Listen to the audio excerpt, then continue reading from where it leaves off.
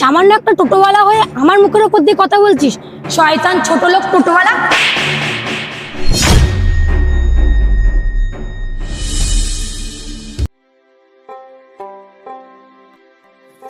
ওহ, আর পারছি না, সারাদিন রোজা রেখে শরীর আর বইছে না।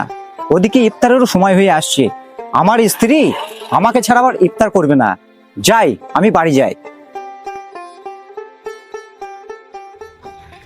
এই টোটো, একটু জামালপুর নামিয়ে দিয়ে আসবি, চল তো। না ম্যাডাম, এখন আমি যেতে পারবো না। দেখ, আমার গাড়িটা খারাপ হয়ে গেছে, আমাকে এখন এমার্জেন্সি জামালপুর যেতে হবে। চল, বেশি কথা বাড়াস না, আমাকে একটু জামালপুর নামিয়ে দিয়ে আসবি। আপনাকে তো বললাম ম্যাডাম, আমি যেতে পারবো না। পারবো না মানে? তোকে যেতেই হবে, না হলে কিন্তু এই এলাকায় তোর টোটো চালানো চিরকালের মতো বন্ধ করে দেবো। এ আপনি কি বলছেন? আমি কিন্তু ভালোভাবে বলছি, আমাকে নামিয়ে দিয়ে আসবি, চল। আমার মেজাজটা কিন্তু গরম করাস না। দেখুন ম্যাডাম, আমি একজন রোজাদার মানুষ, সারাদিন রোজা করে আছি। আমার ইফতারের সময় হয়ে এসছে, আমাকে এখন বাড়ি যেতে হবে। রোজা করেছিস তো কি হয়েছে? চল, আগে আমাকে নামিয়ে দিয়ে আসবি, তারপরে তুই যা করবি করবি। দেখুন ম্যাডাম, গরিব বলে কি আমরা মানুষ নই? সারাদিন রোজা রেখে ইফতারের সময় হয়ে আসছে, এখন আমি টোটো নিয়ে যেতে পারবো না। তোর ক টাকা ভাড়া বল, তোর ভাড়ার থেকেও আমি টাকা বাড়িয়ে দিচ্ছি, কিন্তু তুই চল, আমাকে একটু নামিয়ে দিয়ে আসবি। আপনি আমাকে 500 টাকা ভাড়া দিলেও আমি এখন যেতে পারবো না। এই মূর্খ অটো চালক, আমি কে তুই জানিস?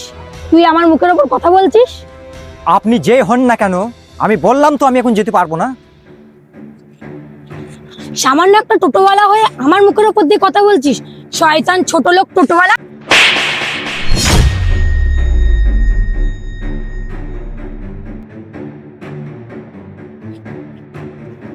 এটা এটা আপনি কি করলেন ম্যাডাম?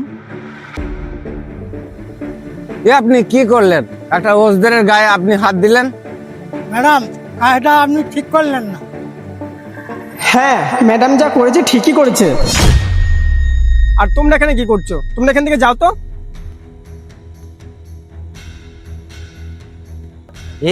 এ আপনি কি বলছেন স্যার? হ্যাঁ হ্যাঁ, ঠিকই বলেছি।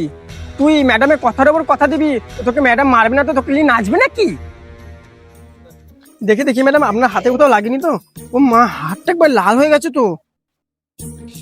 না, ওই একটু লেগেছে, থাপ্পড়টা তো একটু জোরেই মেরেছি রাগের চোটে। তা হঠাৎ আপনি এদিকে? আপনি যেখানে থাকবেন সেখানে তো আপনার ছায়া হয়ে আমাকে থাকতে হবে ম্যাডাম। আপনার আশীর্বাদেই তো আমরা বেঁচে আছি।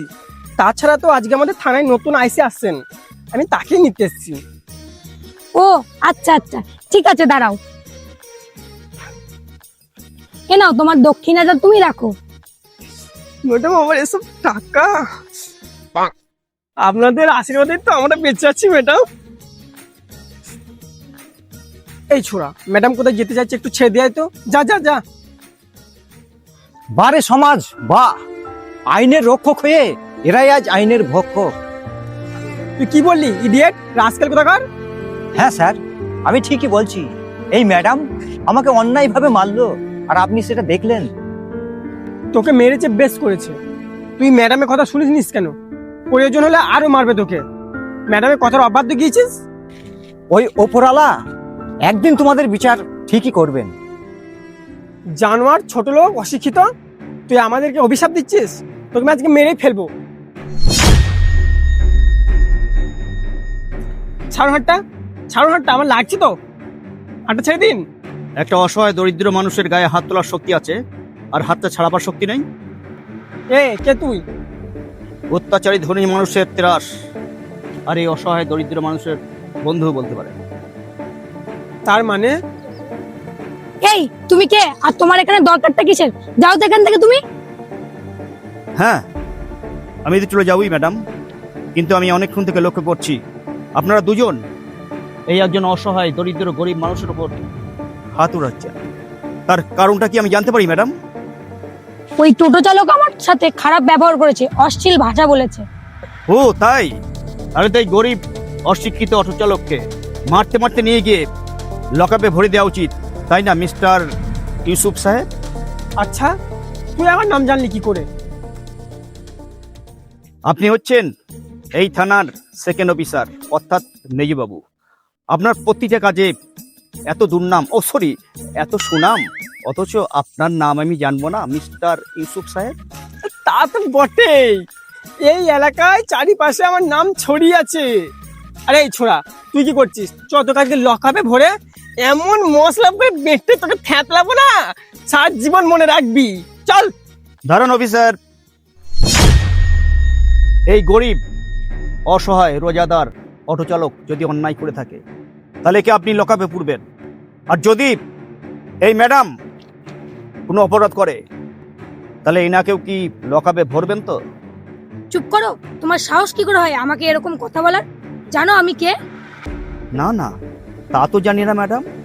ইনি হচ্ছে আমাদের এলাকার এমএলএ সাহেবের একমাত্র মেয়ে। নে নে, ওর কাছে তাদের ক্ষমা চেয়ে নে, ক্ষমা চেয়ে নে তাড়াতাড়ি। ওরে বাবা, ইনি এমএলএ সাহেবের মেয়ে ইউসুফ সাহেব। আপনি আপনি আমাকে ক্ষমা করে দিন ম্যাডাম। অফিসার, এ আমাকে ইনসাল্ট করছে। যাও, একে এক্ষুনি নিয়ে গিয়ে লকআপে পড়ো। এই ননসেন্স, তুই তখন থেকে এই চুলটু পাল্টা বকছিস।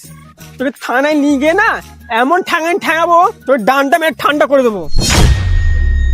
এই, গায়ে হাত দেবার চেষ্টা করবে না, সালা মারবো এখানে, লাশ পড়বে শ্মশানে।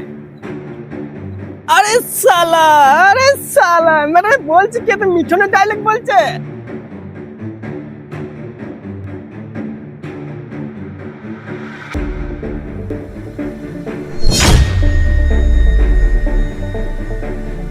In charge of police in this local police station.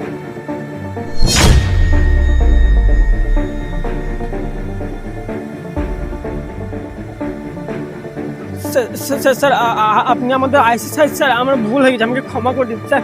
Sir, আপনাদের জন্যই সমাজের এই অবস্থা। আপনাদের মধ্যে কিছু অসৎ পুলিশ অফিসারের জন্যই আজ আমাদের এই সমগ্র পুলিশ ডিপার্টমেন্টের অসম্মান। আপনাকে সরকার এই ইউনিফর্মটা দিয়েছে এই গরিব অসহায় মানুষের নিরাপত্তার জন্য, আইন রক্ষার জন্য। আর সেখানে ধনী দরিদ্র, এমএলএ, এমপি, নেতা, মন্ত্রী, এমনকি একজন সাধারণ টোটো চালকেরও সমান অধিকার। আর আপনারা কিভাবে একজন গরিব অসহায় রোজাদার টোটো চালকের উপর এইভাবে অত্যাচার করছেন? আচ্ছা, তুমি এই নির্ভয়ে বলতে পারো কেন এরা দুজন তোমার গায়ে হাত উঠালো? আমি বললাম যে ইফতারের সময় হয়ে এসেছে, এখন আমি যেতে পারবো না। আর সেই অভিযোগে ম্যাডাম আমাকে মারতে লাগলো। তুমি কেঁদো না ভাই, আমি দেখছি। না স্যার, না, ও মিথ্যা কথা বলছে। না, মিথ্যা নয়, কারণ একজন অসহায় গরিব রোজাদার মানুষ সারাদিন রোজা রেখে কখন সে মিথ্যা কথা বলতে পারে না। আপনি? হ্যাঁ, আমি ঠিকই বলছি। আপনাদের মতো ধনী দুলালি সারাদিন পোলাও, কুরমা, কুপ্তা, কালিয়া খেয়ে রাজসুখ ভোগ করছেন, আর এরকম অসংখ্য দরিদ্র মানুষ দুবেলা পেট পুরে খেতে পায় না, অথচ রোজা রেখেছে, ইফতারে ভালো মন্দ কিছুই জোটে না, হয়তো এক মুঠো মুড়ি দিয়ে তারা ইফতার করছে।